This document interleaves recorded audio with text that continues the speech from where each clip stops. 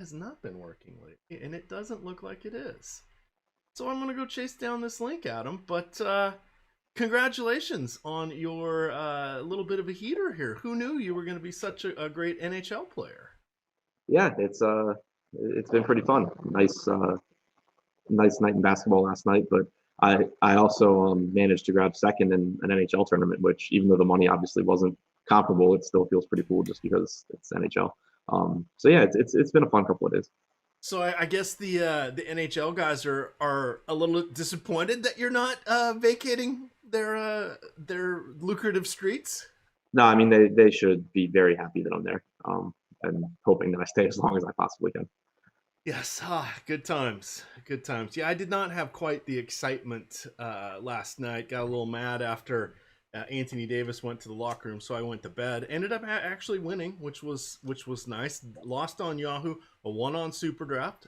Shout out to them. Shout out to Tom Kennedy, Tom JK321 on the DFS sites. The chief operating officer of Awesemo.com got first and second last night on the SuperDraft, and then the night before it was 1-800-Eddie, who is head of our technology here at Awesemo, took first for that $10,000 prize.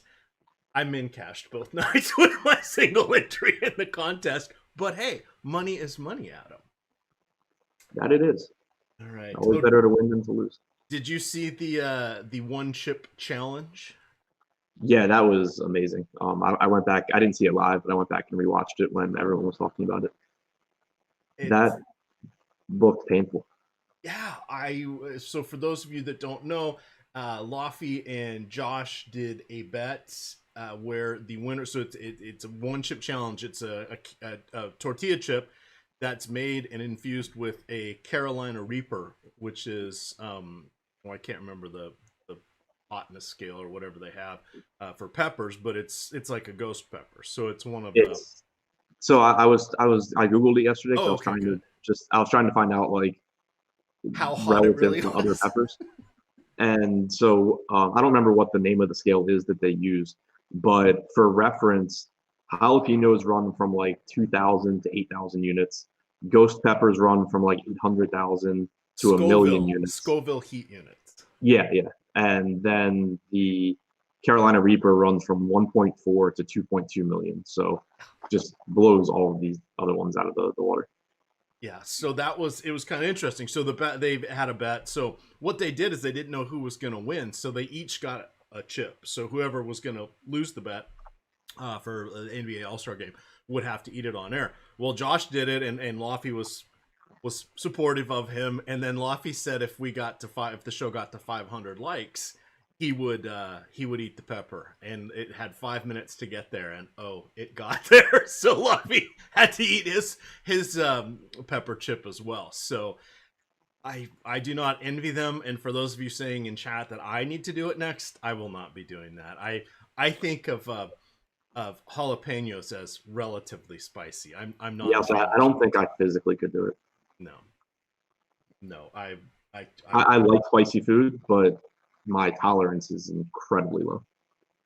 Yeah, my version of spicy is and I don't want it to be super duper hot. I like Thai food. Sometimes you get like the drunken noodles and they have a nice little kick, or maybe you dabble at the Mexican restaurant when they put the jalapeno on your plate and you try to get not most of the seeds out, but not all of them, and you take a bite or two of that with what you're eating. But I need something that a beer is going to put out the flames relatively quickly. So yeah, no, it's frustrating. I like hot sauces. I like the taste and everything. It's just I can't do it. All right. Let's see. Yeah, Emacs version of spicy is a Diet Pepsi. Why, yes. Yes, it is. So, yeah, relatively bland. I like different flavors and textures. Big fan of garlic and flavors like that, but the spicy just not my style. My brother, on the other hand, he really likes it.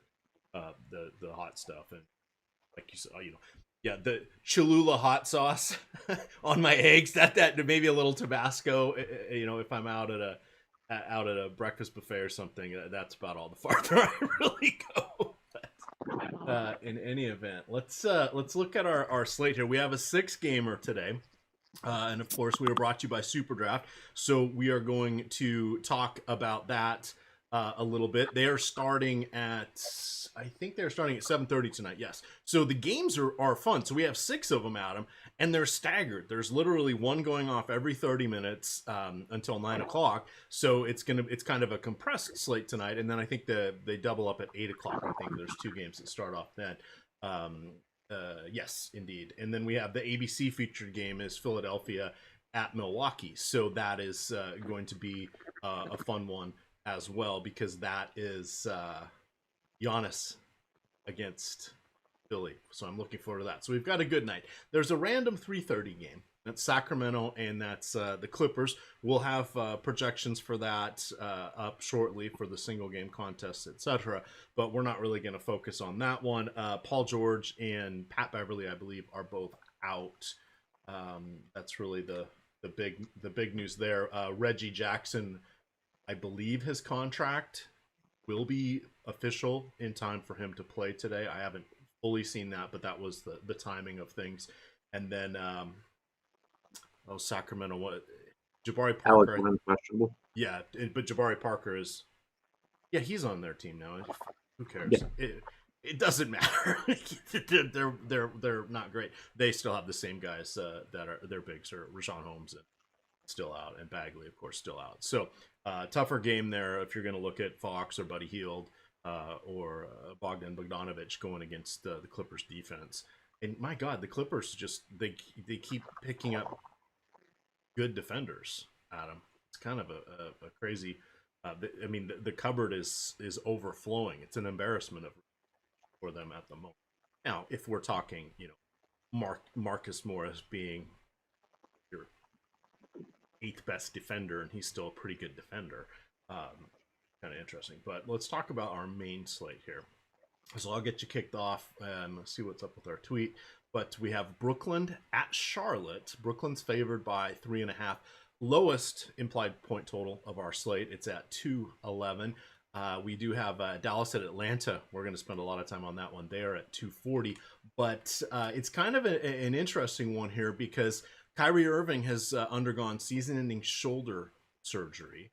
So that is not impacting the DFS world because we already knew he was going to be out. But that really does give Spencer Dinwiddie kind of free reign. It means Karis LeVert is going to continue having an important role there. The only problem is, while Charlotte is craptastic from a defensive efficiency standpoint, Adam, they're like the slowest team in the league. So Yeah, what do you want to do with this one? It's kind of a meh game. Yeah, I mean, slowest team by a wide margin too. But I think the pricing on Brooklyn looks pretty good. You mentioned Dinwiddie, who does obviously get a bump without Kyrie Irving.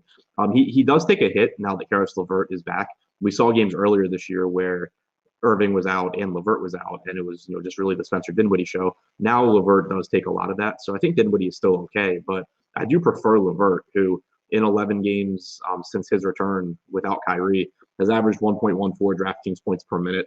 32.5% usage rate and a 27% assist percentage. He's playing 33 or 34 minutes in competitive games. So I still think he's underpriced. And then I think that the kind of secondary guys on Brooklyn are a little too cheap as well when you talk about their upside. You look at a guy like Taurean Prince, who is only 4,200 on DraftKings. Normally, he's going to play somewhere in the 28 to 30 minute range. He's around a 0.9 DraftKings point per minute guy, give or take. So you're starting to get to a point where he just looks like a good medium projection. And then obviously he's going to have some games where he shoots better than normal and gets more rebounds than normal. So, guys like him and Joe Harris, I think both look reasonable at their salaries. Even the centers, DeAndre Jordan and Jared Allen, we've seen their minutes prior to the last game. You saw basically 25-23 or 24-24 splits over a couple of games.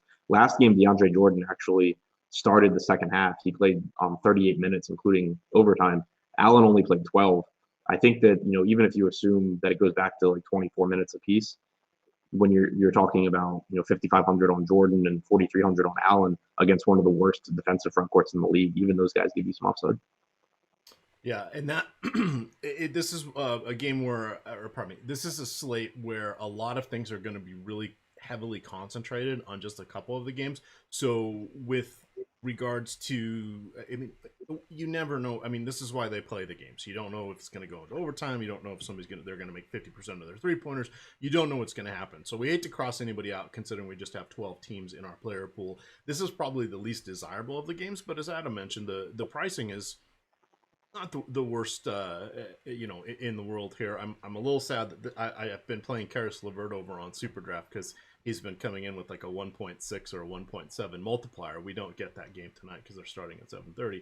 But of all of these here, this is the one where I'm getting the least amount of guys. I'm averaging about, and I don't have anybody in this one more than 5% on my current crunches. Now I've put my thumb on the scale to goose it up for the Dallas Atlanta game and other stuff here, so that's not coming in unbiased. But this is one where things can come out in the wash. And from a strategy standpoint, Adam, I know that's something that does influence how you approach your player portfolio. Do you want to talk about that for just a moment?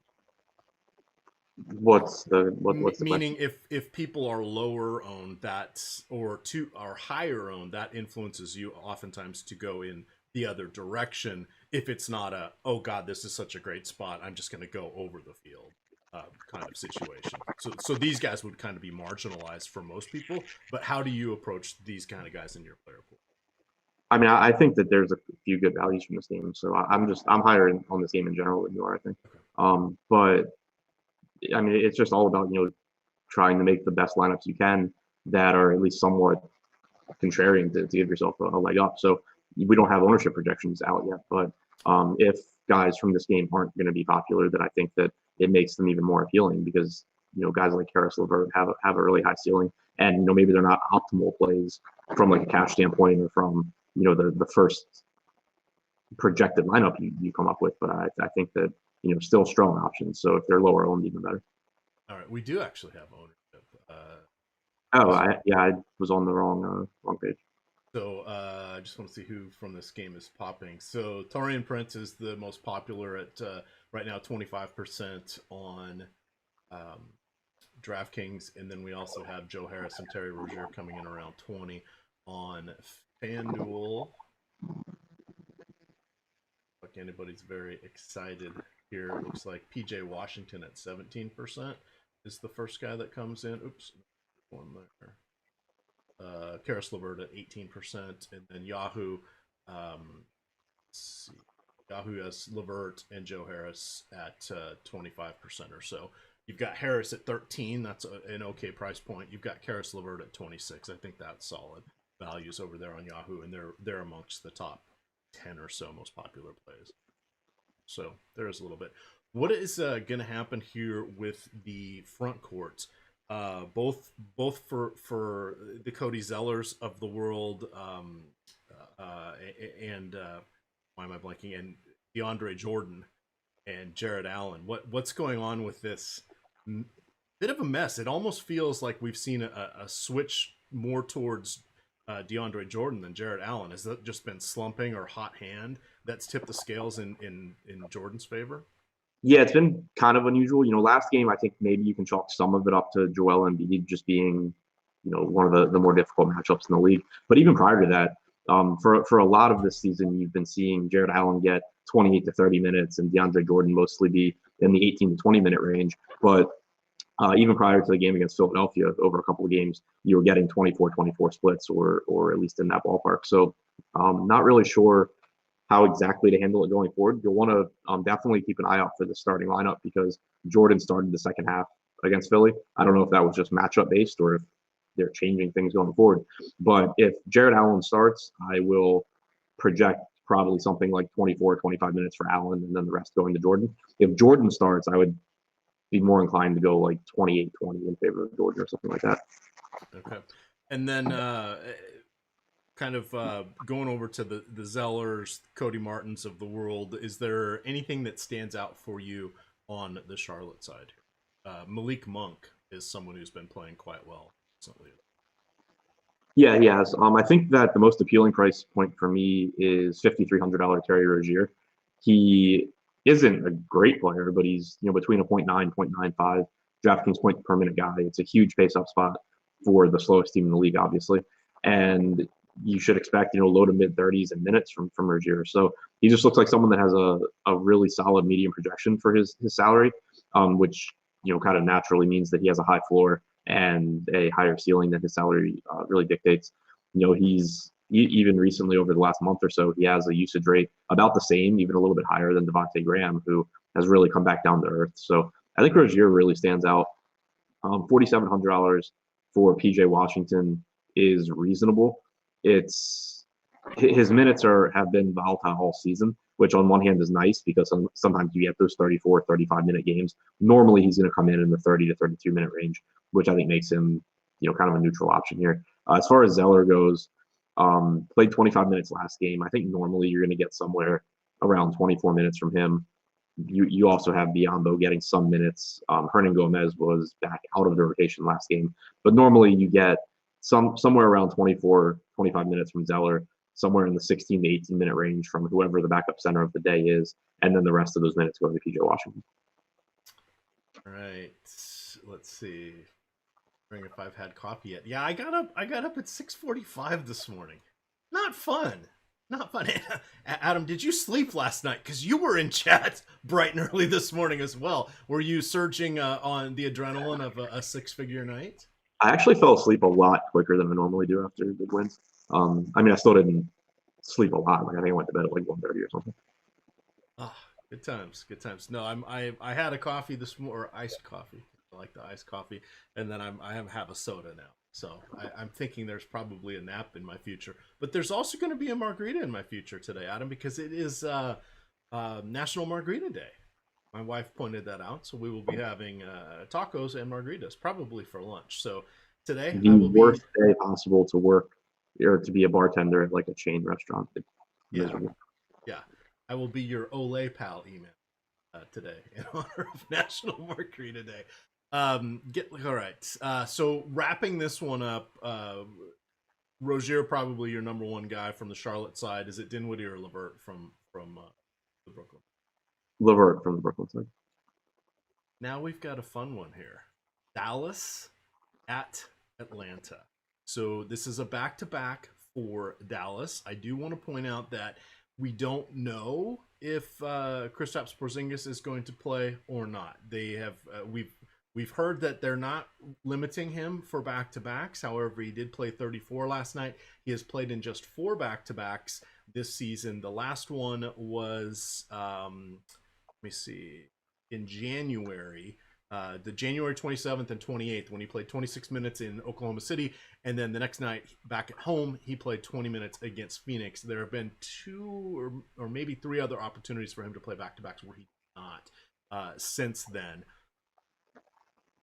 Are you kind of operating under the assumption that he's in, he's out? Do you want to play him if he's in, or is this just a tread lightly spot? Because it wouldn't be a shock if he only played 20, 25 minutes tonight.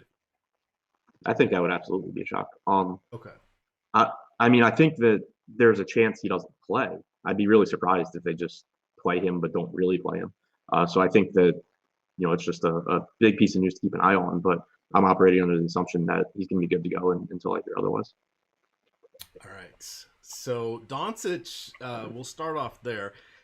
I'm sure you will be breaking out the socks tonight if, in fact, you are not wearing the Luka Doncic socks right now. But the pricing, he is $10,200 on DK, $10,000 even on FanDuel. That is $1,000 or slightly more, like $1,000 to $1,200 less than Antetokounmpo and Harden on DraftKings and FanDuel. On Yahoo, they're all in that $55, $56 range. So for me, it makes it really easy if I'm only building a couple lineups that Doncic is going to be one of my core players. He's so he is 6th in the league with 29 points per game, 3rd with 8.6 assists. He's 6th among qualified shooters, taking 9 3-point attempts per game. Atlanta plays at the 3rd fastest pace with the worst defense over the last 15 games. Adam, they are allowing nearly 118 points per 100 possessions. Yeah, the pricing on Luka is just egregious. $10K on FanDuel, $10,200 on DraftKings. This is someone who is going to play 33 or 34 minutes in competitive games. He's played 34 games with Kristaps Porzingis this season. He's averaged 1.77 DraftKings points per minute, 37.7% usage rate, 46.6% assist percentage, and then also contributing almost a 15% rebounding percentage. There's just absolutely no way that you can make an argument that Luka isn't the top play, or at least a top play on this slate when you factor in the price and the matchup. He's on, like, he should be, his baseline on DraftKings should be like 11.5 to 12K. And then when you consider he's playing Atlanta, he should be a little bit more expensive than that. So getting him at 10-2, obviously he's going to get a lot of ownership. Right now we have him projected to be the highest owned guy on the slate, but I don't really care at all. Yeah, and across the board, basically, he's currently number one in the preliminary ranking, 39% on DK, 37 on FanDuel, just 10 on Yahoo. I suspect that'll go up, but again, on Antetokounmpo and Harden are right there priced with them, but they both have tough matchups, so I would think that will continue to go up throughout the day. Would be my guess there. Branching away from Luka, if we should know before lock, or before the first tip off at 7. This is a 7:30 game. We should know the status of Kristaps Porzingis if he is starting. Adam, where are you ranking him amongst your key players tonight? I think that he's interesting because we saw, at the beginning of the season, you kind of saw him struggling to, for one, he was rusty. He hadn't really played basketball in over a year, but also, kind of trying to get used to playing next to Luka. But they seem to be coexisting much better now, in as far as they're both getting their numbers. Porzingis, playing at the 5 more is good for him from a fantasy standpoint as well. So right now we do actually have him at 20% ownership, which I think is very reasonable. I think 8K is a more than fair price tag for him. I just wanted to point out the way he's been playing recently, because I think that, if you're just looking at season-long numbers, maybe you're going to end up under-projecting Porzingis a little bit here. And that's absolutely fair. I was just kind of looking at that myself, just to get a little calibration. If we look at his, let's see, I'm just going to read DK point totals his last few games. 56, 58, 42, 30, 60, 59, 56. Those are some big numbers. This is a nice matchup here. We hope that Dallas, maybe, we say it all the time. Atlanta is frisky as hell at home.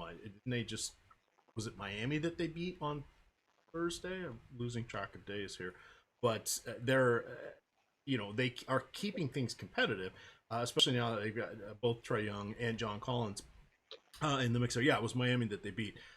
So it's this is a great game all around. Outside of the unicorn, outside of Doncic, is there anybody else you want to go to on Dallas? Is it Maximilian Kleber? Is it? We hate the guards because anybody in the orbit of Luka Doncic just gets. But what do you like here for the rest of them? Yeah, I mean, it's really difficult to get to secondary guys here, just because whenever Luka and Porzingis are both healthy, they eat up so much in the way of usage, but also in rebounding. Pretty much all the assists are going to Luka. So it's really, really tough. And then you also have not the most favorable price points, because Luka, it's not that long ago that Luka was out for a couple of weeks. So the prices on the secondary guys jumped up a little bit. I think that, like, you're getting Seth Curry most likely starting, but he's still 5K. If I were to go to any of these secondary guys, I could see maybe in like large field tournaments just throwing a dart at around 24 minutes of a $3,800 DeLon Wright, because the matchup is really appealing. But I think it's pretty clearly Luka is the huge priority. Porzingis is a really good play. And then anything else that you play from Dallas, you have to understand that you're basically just throwing darts and hoping that you're on the positive side of variance, basically. All right, moving on to the Atlanta side of things here. We, of course, have Trae Young, actually more expensive than Luka today. So, or at least on DK, he is. But he is phenomenal. Someone that has just been matchup proof is the word, but he can get it done against pretty much anybody. He gets the shot attempts, which are nice. He dropped 50 NBA points, 5-0 against Miami on Thursday. He has taken 25, 17, 19, 30, 23, 20, 13, 22, 13, 24, 20 shots per game. So he's generally kind of It gets the volume to support everything, but the price has really come up now. He's second in the league in assists. It does okay with steals, about 1.5 or so per game. It looks like, but he has been on a torrid shooting stretch. He dropped 8 3-pointers in the last game. That was probably a high watermark. Dallas, I think, is adequate on defense, but this is a matchup with the 240 over under. Do you want to earmark that much of your salary cap for both these guys on the same line? It will really have to do with how much value opens up, but I do think that we have some pretty decent value potentially today with Chicago going and dealing with so many injuries against Phoenix. Luka's clearly the number one guy, but I think that Trae Young is a really strong option as well. It's definitely a spot where if you can't get to both of them, at least pay attention to the ownership because, while in a vacuum, I don't care if I don't care what Luka's ownership is as far as, he could be 45% owned, and if I get 100%, I'm still fine because I think he's that good of a play. But it's certainly a spot where you could look at the difference between him and Young because the ceilings are more or less the same.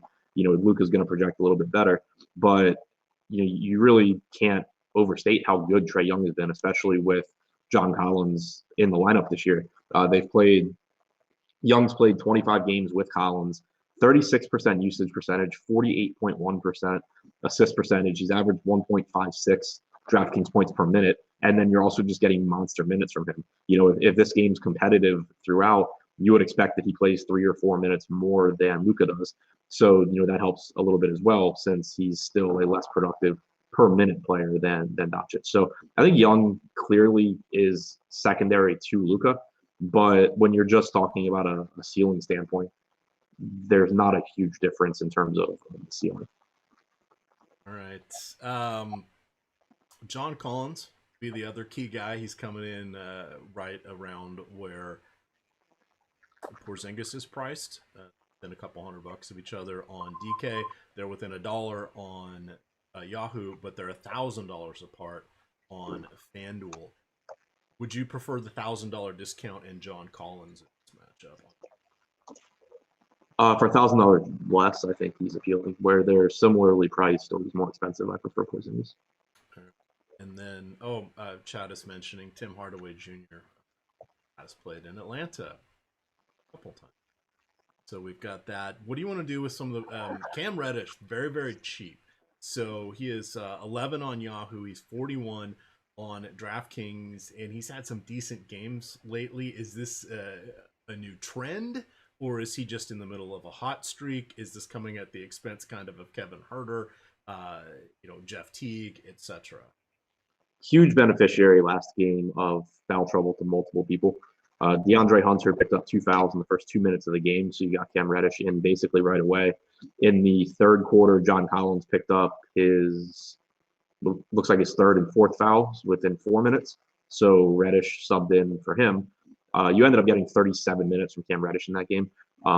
That's not something that I expect to be the norm. I think normally you're going to get somewhere in the 28 to 30 minute range from Reddish. He's not particularly good at all. 4,100 on DraftKings. Like you said, he's cheap across the board. So if you're expecting around 30 minutes from him, it's not a bad play, but it's not one that I expect, a huge part of my night to ride on. Right. Did Vince Carter ever play Dallas? Feels like I think so. Just wondering, since he's doing his little farewell tour here, last time he'll see them. Let's see. There's a lot in this game. 2011 to 2014. Seth Curry, last guy I want to mention. He started a little bit disappointing there. If he draws another start, you want to go back to him? No, he's just still kind of priced up from when Luka was out. I think that even if you're going to get, let's say, 28 or 30 minutes from him at 5K, there's just going to be better options to go to. All right. You ready for the next one? Yep.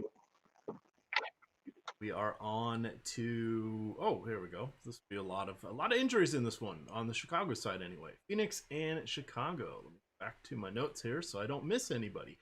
Chris Dunn, Otto Porter Jr., Lauri Markkanen, Denzel Valentine, Chandler Hutchison out.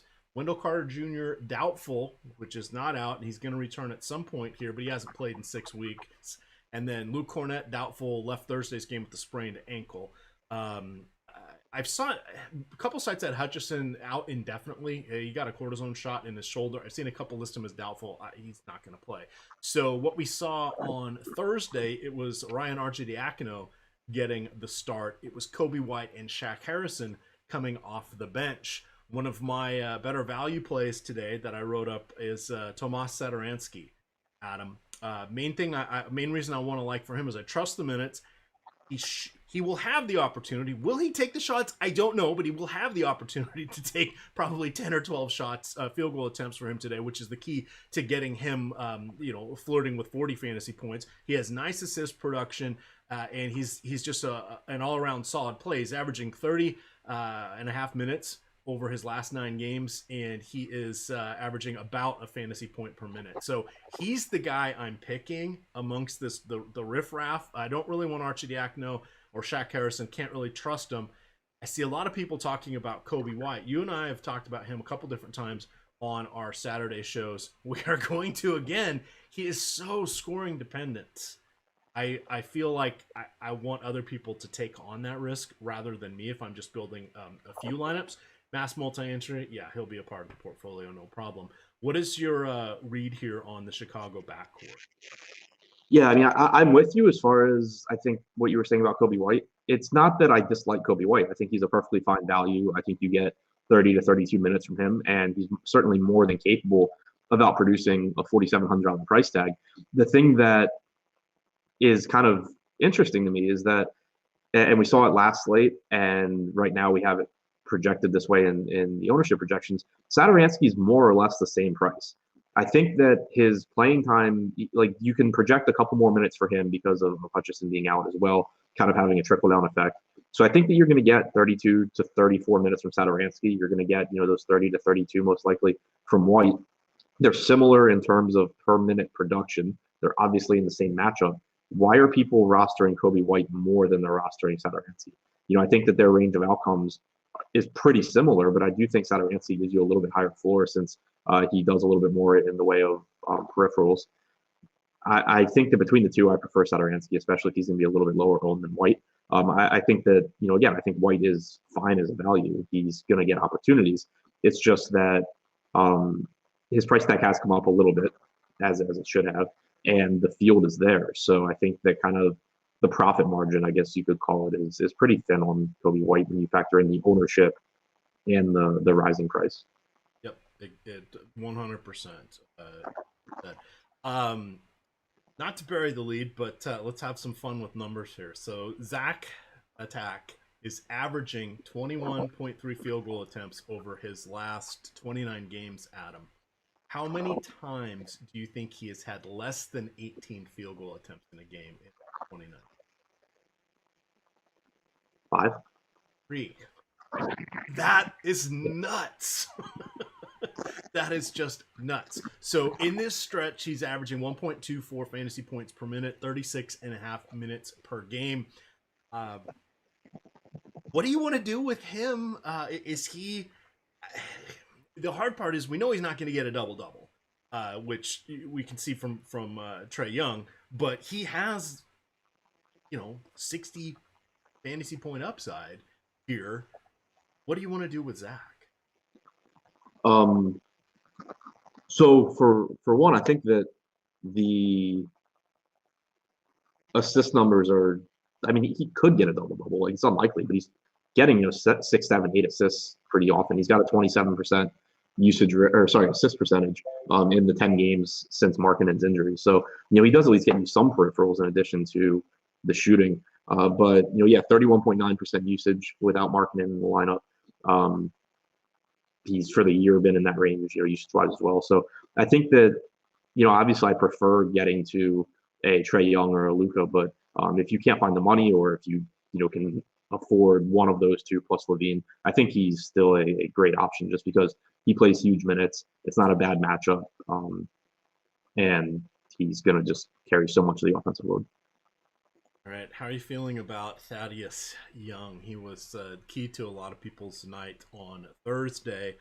Does he have another one of those in the tank? It's someone else that kind of can at the very least, his minutes are more solidified because of the injuries, and then potentially he could get a couple more minutes. He played about 36 minutes in the last game. As a starter, he's right around the point. He's like between 0.8 and 0.85 DraftKings points per minute. He's someone that, at his current price, I think he's got a pretty good median projection. It's just that he's not the highest usage guy. He's not the highest rebound guy. So I think his range of outcomes is a little bit more narrow than maybe some other guys in his price range, which means if he's getting ownership, I would like to be kind of looking to some of those other guys. But if he's not getting much ownership, and right now we only have him around 15%, he still looks like a pretty decent value. All right, and then amongst Daniel Gafford, Shaq Harrison, Cristiano Felicio, Archidakno, any interest in it? Yeah, some interest in Gafford, assuming he gets the start. 3K minimum on DK, 37 yeah, exactly. on FanDuel. Power forward on FanDuel, that helps a little bit. Yeah, he started the second half over Cornette last game. Still only played 16 minutes. Felicio played 24. Cornette played 15. But with Cornette out, if you assume even that you get like 24 minutes from Gafford and 24 minutes from Felicio, I think that they both look okay at 3K. I think Gafford would be the more appealing. He's played 434 minutes this year. He's averaged 0.86 DraftKings points per minute, whereas Felicio has averaged 0.64 DraftKings points per minute. So if you assume that they're going to split minutes, I would give the edge to Gafford. All right, sorry guys for the sound imbalance. I'm trying to fix that. I'm going back to Zoom. I'm mad now at the other platform we're using, Adam. So this will probably be the last show we do on this one. But my sincere apologies there, guys. It doesn't seem to be. I can't quite get it just right. So sorry about that. Looking at Phoenix, we have similar. I don't want to say mirror image. That's not the right word, but it's very almost identical production with Devin Booker. As compared to Zach here. It's kind of been interesting. He's a little bit less, but I like him for a little bit more upside, if that makes sense. But he is also averaging 1.24 fantasy points per minute over his last 26 games. He is averaging 18.9 field goal attempts per game. It should be a fun one. I like both these guys on SuperDraft. Particularly, they were two of the guys that I wrote up here. I think they have a nice multiplier there with 1.3 for Zach and 1.25 for Booker, and that is something that's very important to remember. Their multiplier at that rate is going to be having them probably above in projections guys like Harden, Westbrook, etc., because those guys tend to have a 1 or a 1.05 multiplier. It makes a huge difference. You say, oh, it's 1.3, it's 1.2. It's 30%. It's 25%. Those are big differences when you're adding that on top of the baseline projections. So just want to put that out there. Kelly Oubre in this one. We've got Booker, Rubio, having a little bit more fantasy relevance recently. What do you like from Phoenix tonight? I still really like the price on Devin Booker. Mentioned yesterday in a tough matchup against Toronto that he was still just underpriced based on his role in the offense and how many minutes he plays. Price tag didn't move. Gets a more favorable matchup now against Chicago, who is not as good defensively. He had a kind of a slow start to the season, not from a real life standpoint, but from a fantasy standpoint, where he was more efficient, but he wasn't getting as many assists, wasn't shooting as much. He's really taken over the offense again recently. Even in games where Ricky Rubio has been healthy, you've seen Rubio really take a backseat to Booker. Rubio's usage over those games has dropped, 4 to 5 points compared to where it was earlier in the year, whereas Booker's has come up. Booker's assists have come up, still playing big minutes. I think that he's basically like the Zach LaVine of his price range. You've so far kind of got a nice you've got Young and Luka at the top of the guard position, then you've got a little bit of a drop off to LaVine, and then a little bit of a drop off again to Booker. And I think he's similar to LaVine in that you're getting a ton of minutes. You know that a very large percentage of the offensive workload is being funneled through him.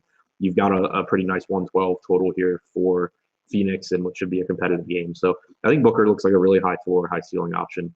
Behind him, it gets a little bit dicier because the pricing is, I think, a little bit tighter. One thing to point out, it should be a really favorable matchup against the Chicago front court. You're talking about Daniel Gafford and Felicio, and DeAndre Ayton played about 36 minutes yesterday in his first game back from injury. We'd seen him playing 38 to 40 minutes prior to his injury. Granted, Aaron Baines was out during those games, so I don't know that you ever see him get back to routinely playing 40 minutes. But if you're going to get around 36 minutes from Ayton, I think 8,700 it's expensive, but I wouldn't say it's overpriced. Like, I think I would prefer Zach LaVine at 8,900 if you're looking across positions, but I still think there is some upside for Ayton at 8,700. Right. That kind of wraps this one up, I think. Any highlights you'd like to hit before we go to them? I mean, you mentioned Oubre and Rubio. They're both, I think, kind of neutral plays where I don't think I'll get to a lot, but I won't be upset if I get a little bit. But the main takeaways for me are Booker from the Phoenix side, Ayton as a secondary option from Phoenix, and then LaVine, Satoransky, or LaVine as a primary guy in terms of upside and ceiling from the Chicago side. I think that Gafford, Satoransky, and White are reasonable values. Just wanted to got it. Having trouble finding it to get the game flow box score here. Just take a quick peek. Anything pops out? Nothing notable. All right, heading on to our next one. Cleveland at Miami. We've got Bam Adebayo had a phenomenal game on Thursday. It's not the easiest of matchups in this one. He'll be battling Andre Drummond, who is now with Cleveland. The fun thing with Bam Adebayo, 32 double-doubles in his 55 games, 10th in the league with 10.6 rebounds per game. He's one of 7 players averaging at least 1 block and 1 steal. And what was the other thing I thought of? Oh, yes, he has 3 triple-doubles this season, averaging 5 assists per game. He has one hell of an all-around game at this point. He won the skills competition, which was fun to see. Can Cleveland keep this one close? Unlikely. I mean, I'm going to project it as if they do, but there's certainly plenty of blowout risk in this game. Bam he's really good. I agree with everything you said. Like, it's nice because he contributes so much in the way of peripherals, and he scores enough where he gives you a pretty high floor. The thing that the problem I'll kind of run into is just that already through the first few games we've talked about, there are so many really strong options at kind of the upper mid range and the top of the salary structure, where I think Bam kind of falls behind those guys. Like, I'd be more inclined to go to an $8,700 DeAndre Ayton against Chicago than to go to Bam here at 8,600. So I think it'll be kind of tough to get there. And then even looking within this team, $8,200 for Jimmy Butler I think looks like a little bit better value than Bam.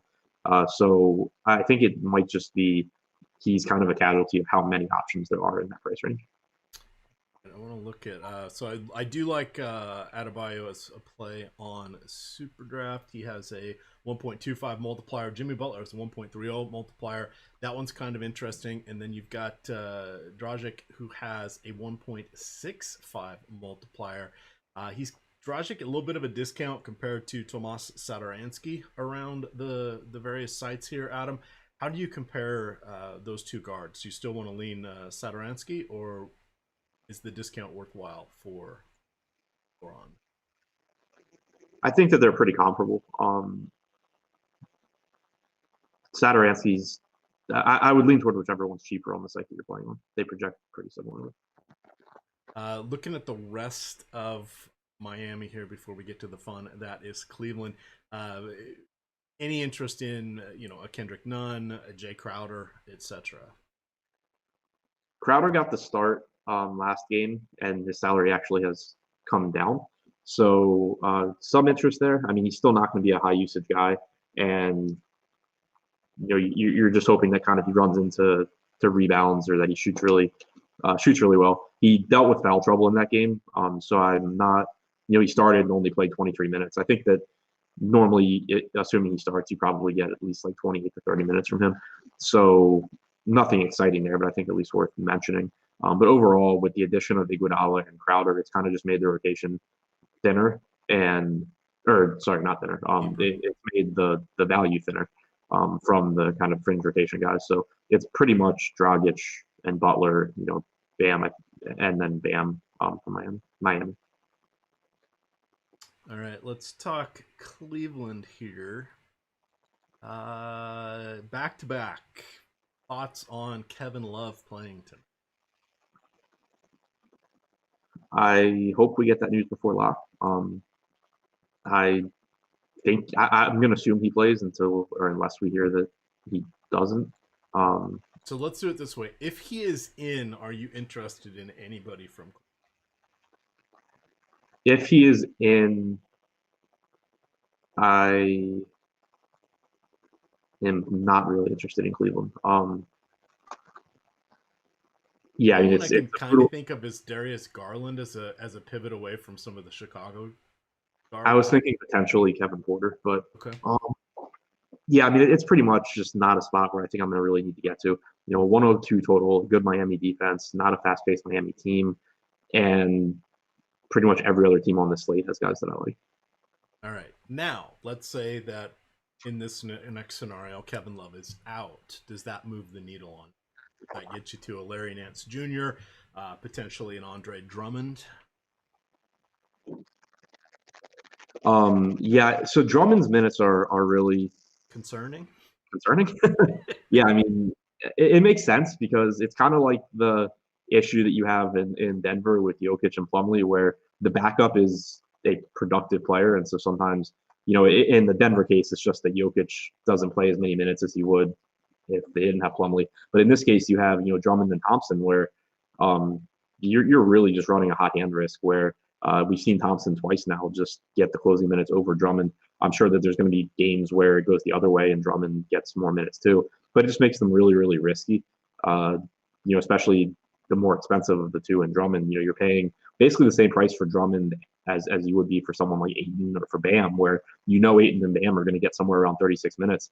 Drummond is going to get somewhere between 20 and 33. So it just gets really, really tough to get there. If Love is out, I would expect that you get around 34 minutes from Nance. Makes him a neutral option for me. His production does take a hit when he's playing alongside a center, and that's obviously going to be the case with Drummond and Thompson out there. So I think that he'd be fine, but still not in this matchup a huge priority for me. You would get probably a little bit more run for guys like Chetty and for Porter as well. But even if you project Love out, it's just still a really unappealing spot. All right. I see chat saying that they want to trade Tristan Thompson this summer. Gonna be a little tough because he is an unrestricted free agent. This is the last year of his 5-year deal that LeBron hooked him up with. So yeah, I don't know what the hell Cleveland's doing. There's a decent chance they may buy. They've said they don't want to buy out Tristan Thompson, but they can save money by doing it. So people say, "Oh, well, why would you buy?" Sorry, let me take care of my dog here. Talk about anything you'd like. Okay. Yeah. So I think that again, it's just that when we've seen it when Love is out, you get more solidified minutes for the secondary guys on Cleveland. But the problem is that most of them are really bad. The pricing on them isn't really that good, and I just don't think that any of them really look that great. Like Colin Sexton is a high usage guy, but he's in the mid 6K range now. I just think that Cleveland is the least appealing team on the slate.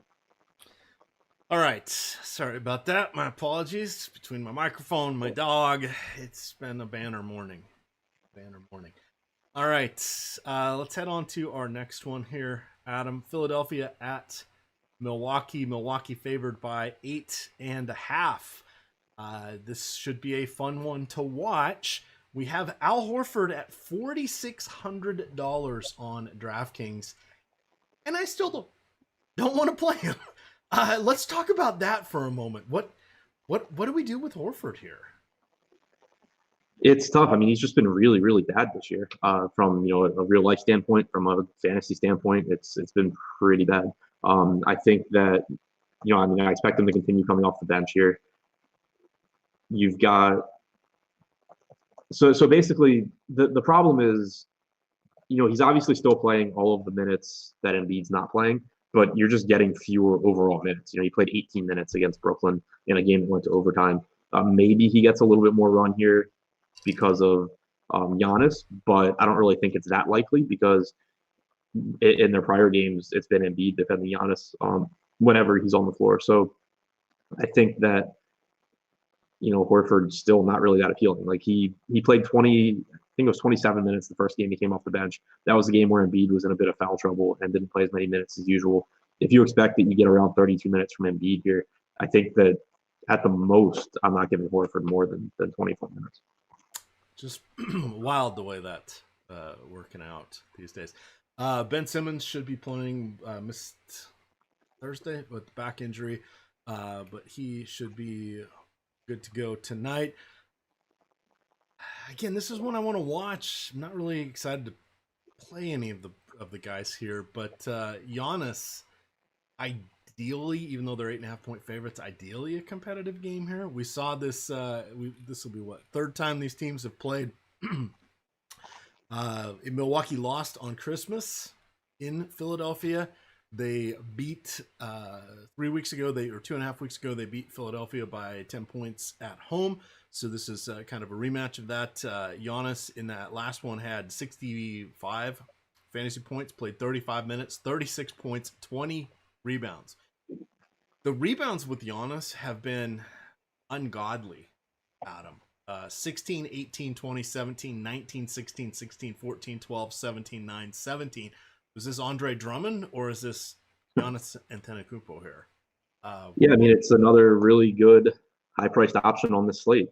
He's not overpriced, but relative, I think, to someone like Luka at 10-2, he's a little bit less of a value. But I mean, you're still talking about the best per minute producer in the NBA. The only real concern you run into with him is his playing time, but in competitive games, you're normally getting around 33, 34 minutes. He actually hasn't played less than 30 minutes in a month. He's played more than 30 minutes in 8 straight games, 9 of his last 10. So it's really, it's a matter of Milwaukee blowing a team out or not, but only a 9-point spread here. Hopefully, Philly can hang in the game. And if they do, and you're going to get, 33, 34 minutes from Giannis, it's a really strong option. Yeah, 49 games played, 44 double-doubles for Giannis. It's a pretty good percentage. He is 5th in the league with 13 rebounds per game. He's got 5.8 assists. He's one of those guys, one of those 7 guys I mentioned that's averaging at least 1 steal and 1 block. And he's 3rd in the league with 30 points per game. Oh my goodness. Amazing. I guess that's why he's the reigning MVP. Oh, and 55% field goal percentage. Yeah, he's phenomenal. Otherworldly. Branching away from him, is this a Bledsoe spot? Is it a Middleton spot? I'm really not excited about either of the Lopez brothers. I think that Milwaukee is kind of similar to Dallas in that the non-superstar pieces are a little bit overpriced because prior to the All-Star break, Giannis missed a couple of games, and you haven't really gotten Middleton and Bledsoe's salaries returning to where they were before that. Same goes for Lopez. You also have George Hill healthy now, which potentially takes a couple of minutes off of Bledsoe. DiVincenzo is healthy. Everyone on the team that matters is healthy now, and I think a little bit overpriced with the exception of Giannis. All right, back to the Philly side here. Embiid, Simmons. I mean, the chat's pointing out rightly so that Alec Burks got a little more run because Simmons was out. You've got a healthy Josh Richardson. Glenn Robinson's now in the mix. Furkan Korkmaz suddenly decided he was going to have Remember Me games and score when they acquired these other options here. It kind of feels like Embiid, Simmons, and Giannis are the 3 key players from this one. That's like breaking, earth-shattering analysis right there. I don't think I'll get to much Simmons. Okay. I think that the minutes are really, really nice for him, but it's hard for me to prioritize him over someone like Zach LaVine, who also plays big minutes and is a higher usage guy. or you can save a bunch of money and go to like a Devin Booker. It's a scary matchup for Simmons too. I mean, obviously the pace is really nice, but the amount of length that Milwaukee has defensively is pretty scary. How good they are defending around the rim. So I do think that Embiid looks like a pretty solid option. Not like a top play on the slate, but I think he's a little underpriced. If you wanted to go to other guys from Philly, I think Josh Richardson and Tobias Harris are reasonable. Harris is the best 3-point shooting option for Philly here against a team that gives up a lot of threes. Richardson's just still really cheap. Obviously played big minutes last game with Simmons out, but I still would expect to get somewhere around 34 minutes at 4,400 tonight. All right, let's get to our final game of the night, the late night hammer, if you will, only at 9 o'clock. Houston at Utah. We have James Harden, Russell Westbrook, Donovan Mitchell, the guys I'm interested in. We could have a Mike Conley sighting here. Robert Covington has been playing very well for Houston, and then let's start off with the Stifle Tower. Can Rudy Gobert be trusted in this matchup? Yeah, I don't think. I mean, it's tough because on one hand, like you don't expect Utah to go away from Rudy Gobert, right? And just for perspective, so they've played twice in the last month. He played 37 minutes both games, so not effective per se, but he's on the court. Was Capella in those games though? Let's close that window so Capella was in for all 3 games that Gobert played against Houston this year. So, on one hand, I expect that Gobert just gets his normal minutes, but it's a little scary just because you've never really seen a team play as small as Houston does now. So you can't, with complete confidence, say how another team is going to respond to it. But my assumption is that Gobert still, gets his. I think that his price tag's very reasonable at 7,800. Should get plenty of rebounding opportunities against the small front court or small entire team of Houston. So, I'm interested in Gobert. I think that I think he's a good play. I just think that there's at least some risk that the game goes sideways in terms of Utah's rotation. Yeah. So last game, Capella was not in, but Gobert only took 6 shots. He did play 37 minutes, as I mentioned. The other game, he took 5 shots. So that's the concern. Normally, he gets closer to 8, 9, 10 in a typical game for him. So it's kind of no bueno there. Yeah, I misspoke. The numbers I looked at are from last season, I guess. As far as Capella being here. Yeah. Donovan Mitchell, yet another shooting guard option today. How do you feel about him? Because you're getting a significant discount on the other guys at be it Trae or Doncic or Booker, Zach, etc. I think Mitchell looks good. I think that I would prefer Devin Booker by a little bit, where he's only $500 more. Mitchell obviously coming off of a really disappointing game last night, but still a favorable price point for someone that plays around 36 minutes and gets to face one of the fastest teams in the league. I think that between the two, I would go to Booker, but Mitchell is pretty clearly underpriced there. All right, and then it's tertiary at this point, guys from the Jazz like Conley or Boyan, Ingles, Clarkson, etc. Kind of the Dallas / Bucks caveat that you gave earlier. Not quite, because I think the pricing here is a lot better. Conley at 5,200, if he's going to play around 31, 32 minutes, is a good value. Ingles loses some production, but he's still really cheap. And then Bogdanovich offers basically the 3-point shooting answer that they'll probably need against Houston. So out of those secondary options, I think that all are reasonable. I think that Conley, assuming he's in, is the most appealing at 5,200. All right. Houston side of things here, of course, Harden, Westbrook, Covington would be the main 3, in my opinion. We've got Daniel House, reasonably priced, still getting solid minutes. PJ Tucker getting minutes. I still can't believe PJ Tucker is a full-time center, but here we are. What would you like to do with the Houston side? Not quite as an appealing late-night hammer game here. 232 over-under, though. Still pretty. Yeah, not quite as appealing. I mean, Utah not a great matchup. It's not like you have, the Golden State matchup again here. And the price tags have started coming up for some of these guys. You have Robert Covington up to 5,900. They also did add Jeff Green and Damari Carroll, so they have two more wings that they can rotate through. I forgot Damari Carroll. Yep. Yeah, Carroll only played 4.5 non-garbage time minutes last game. Green played he played 6 minutes in the first quarter, and then was on a similar rotation. Ended up closing the game in a blowout. But I don't think that they have a big impact, but it just makes it so you're probably not getting those 39, 40-minute games out of Daniel House anymore. Maybe Tucker goes from like 37 minutes to 34 or something like that.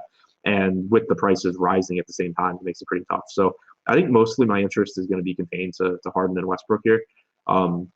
They're still pretty close in price. On DraftKings, you have an $1,100 difference with Harden at 10.9 and Westbrook at 9,800. I think that they're both obviously high upside plays. The problem is just that I think that Luka and Young look so much better than them that unless we're getting super low ownership, which right now we're not. Harden's at 12, Westbrook's at like 18. I would rather just be getting to the to Luka, to Young, even to Giannis if I can find the money for that. But then saving money even and going to like a cheaper Devin Booker or Zach LaVine seems really appealing. So if the ownership holds where it is, I would expect that I end up coming in under the field on Houston. All right, and then looping back, Westbrook, Harden. They're just because of the matchup, they're down a little bit for you. I'm assuming compared to the Giannis, the Doncic's, the Trae Young. Yeah. All right. I have a fun request here that we'll use to wrap up today's episode of the DFS Strategy Show. I'll throw out a few more SuperDraft things there, but reminder, tonight we do have Live Before Lock. That will be at 6 o'clock, featuring Fast Eddie Fear. We will also have an extra half hour where we will focus on SuperDraft. They are locking at 7:30 tonight. So, Adam, the request is, could we point out a couple 10% or lower projected ownership guys that we like tonight? Now, of course, these things will kind of change, but I would say DK, I kind of like Karis LeVert. I think Bam Adebayo is okay. And then potentially Robert Covington. There would be the three I'd hit. Yeah, I'm with you on LeVert. I would say 3.8% DeAndre Ayton looks appealing. Yep. I don't really see a whole lot at the very bottom that looks great.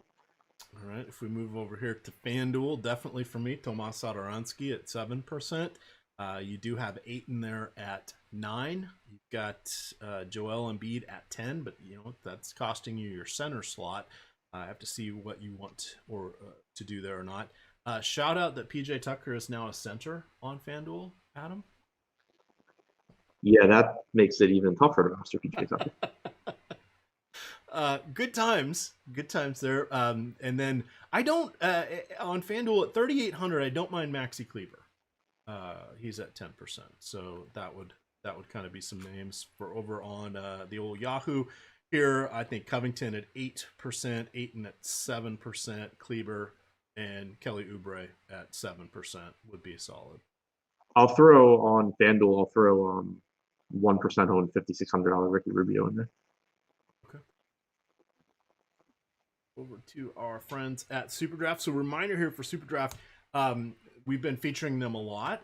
It is a lot of fun over there. It is as Josh has mentioned and Ben has mentioned, this is kind of the DFS game that has not quite been solved. A lot of the big guys are not really over there because their prize pools are not gigantic, but they are solid in my opinion. Especially if your name is Tom Kennedy, our COO. He got first and second last night for $7,000 in that main contest. Our chief technology officer, 1-800-EDDIE, got 10,000 the night before that. So how it works is you play 3 guards, 3 forwards, and a center. And then each player has multipliers. So someone like a Harden, a Westbrook has a 1, a 1.05, Giannis has a 1, etc. Then you start looking at, Bam Adebayo, 1.25. You get Booker at 1.3, Zach LaVine, 1.25.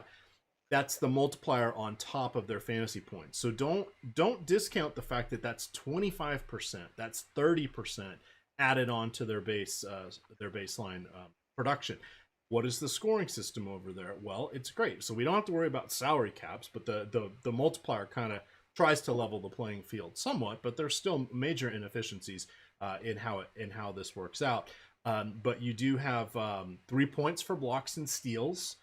The other day it was Serge Ibaka was, I think he was like a 1.75 multiplier. That's nice for him for blocks and steals. All of a sudden, if he gets 6 or 7 in a game, he's going to be a slate breaker. You've got double and triple bonuses, just like there is on DraftKings. You got half-point bonus for 3-pointers, -1 for turnovers, and then all of that pinball scoring is enhanced with that multiplier there. So it's a lot of fun.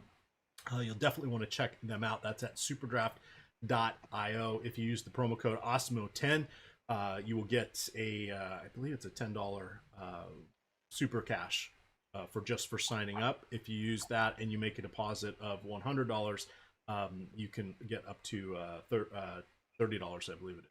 Super cash. I deleted that file, so I will have the corrected numbers there for you on the next show. But it is definitely a lot of fun to play over there. And what they've been doing is they've been going about a half hour after the other site's locked to give everybody a chance to pop on over there. They do have CSV upload. They are Fantasy Cruncher friendly. We do have projections for them that work out all the multipliers for you here at Awesemo. And then they have late swap. Well, I was trying to figure out how to edit my CSV files last night.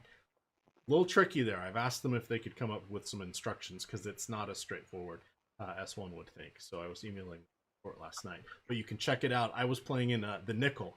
It's like they built this contest just for me, Adam. 150 max, 5 cents per entry. So for $7.50, I feel like I'm Adam Ship My Money sharer, at least for a moment. Any final thoughts? What's your top hockey play of the night before we leave the show? I registered hockey. That's as far as I've gotten into hockey so far today. Yes, don't forget hockey is. I think they have 1:00 games today, and then they have. There's a 3-game slate at 1, and then I think it's an 8-game slate at 7. You know what I love about hockey, because I've been playing a fair amount for the last year. I like the slates that go off at 8, 9, or 10 because they're generally two or 3 games. A lot of people don't. It's not always the best research out there for them, and I, like Adam, am not biased by names outside of Ovechkin. I'm not really biased by any names, so I'm willing to do a lot of things differently and let the numbers do the work for me.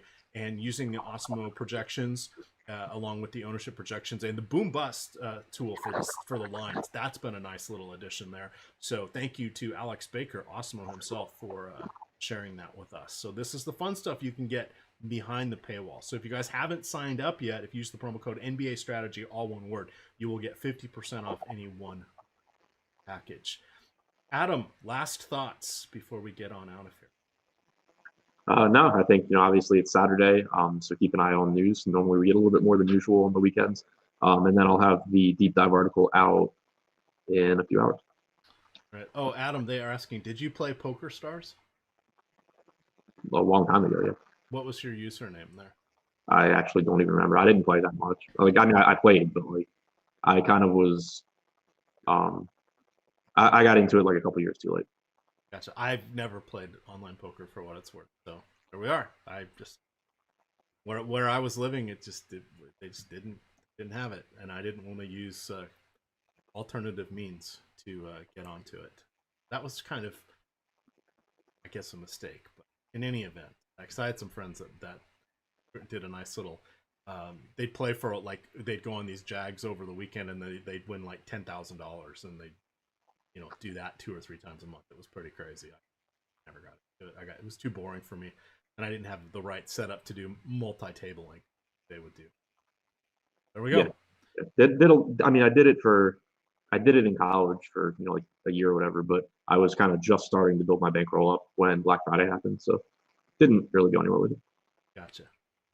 All right. Well, with that, if you want to see some gaudy screenshots, you can follow Adam on Twitter at ShipMyMoneyDFS. I am at EMACDFS. And of course, it is Awesemo_COM. With that, gamers,